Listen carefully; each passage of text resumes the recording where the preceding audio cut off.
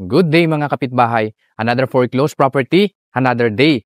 Kung ikaw ay naghahanap ng bank foreclosed dito sa Lancaster, New City at corner lot, meron tayo ditong available na Alexandra single detached na siya kasi lahat ng space ng bahay merong space, no? At ito po ay BDO foreclosed, bidding ito on September 29, Monday. Kung kayo ay naghahanap ng malaking lote dito sa Lancaster at mura na house and lot, ito na po ang sagot ninyo. Itong sa likuran ko, Alexandra single detached with the lot area of 217 square meter and the floor area of 116 square meter. 4 bedroom, 3 toilet and bath, and 3 to 4 car garage. Kasyang-kasya dito ang hanggang 4 na sasakyan kasi malaki yung lote mo. At isa sa maganda rito, hindi pa ito natitirahan. Disclaimer lang po, meron tayo ditong caretaker, kaya naaalagaan yung bahay natin. Kung interested ka sa property na to, samahan nyo ako, tara, tripping tayo. Ito po ang Alexandra model dito sa Lancaster, New City with a lot area of 217 square meter and the floor area of 116 square meter. Corner lot po ito, no? At malaki ang lote mo dito. Facing sunrise pa po ito.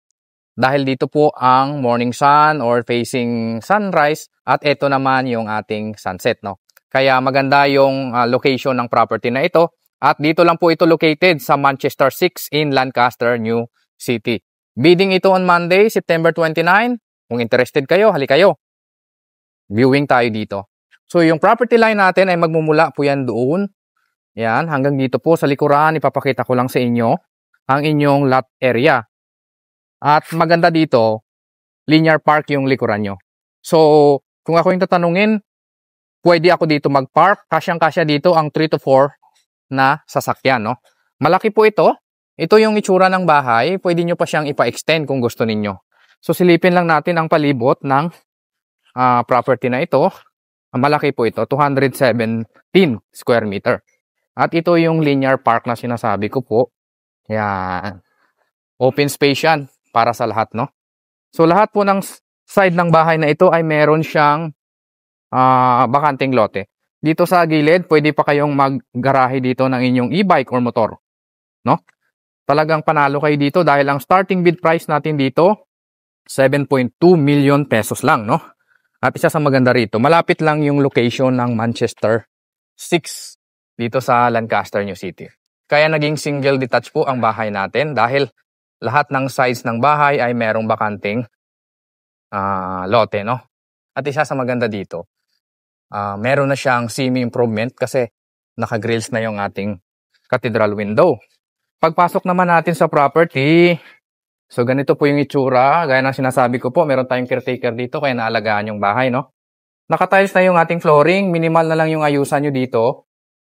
Pwede nyo nang tirahan yung bahay. Repaint, kung gusto nyo siyang lagyan ng bakod, pwedeng-pwede. Ito yung living area natin, malaki po yan. Dito naman yung inyong magiging dining area. Yan. So, meron tayo ditong sliding door papunta doon sa garahe ninyo or doon sa my linear park, no? Ito yung kusina. Basic lang siya. So, kayo na yung bahalang magpaganda, no? Meron tayong toilet and bath dito sa ground floor. Ayan. Diba? Malaki naman siya. Meron tayo ditong room. Nakalak lang siguro to. Hindi natin mapasok, no? So, akitin naman natin yung second floor. Yung hagdanan natin, naka-tiles na rin. Malaki po yung hagdanan. Ayan. So, may caretaker po tayo dito, kaya nababantayan yung bahay, okay? So, pagdating naman natin dito sa second floor, ganito yung itsura. Ayan. Pwede nyo palagyan ng chandelier dito. Kasi itong area na to ay cathedral window, no? So, meron tayong 3 bedroom and 2 toilet and bath dito sa taas. So, ito muna. Ito muna yung unahin natin, yung toilet and bath, no? Malaki naman ito. Pagandahin nyo na lang, since ito ay foreclosed ng bangko, as is where is, no? Hindi lang natin mapasok itong isang kwarto, or pati itong mga kwarto kasi nakalock yun. Pero ito, yan. Ganito po yung size ng mga kwarto na ito. Naka-tiles na rin lahat. Wala pong tagas ng tubig ito.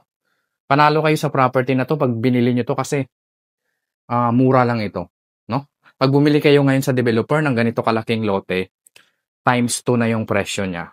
Ang starting bid price natin dito, 7.2 million pesos lang. panalo kayo dito. 217 square meter na. Tignan nyo pong mabuti yung ating mga kasami. Wala pong tagas ng tubig yan. Walang leak. So, ito yung pinaka-master. Meron siyang sariling toilet and bath.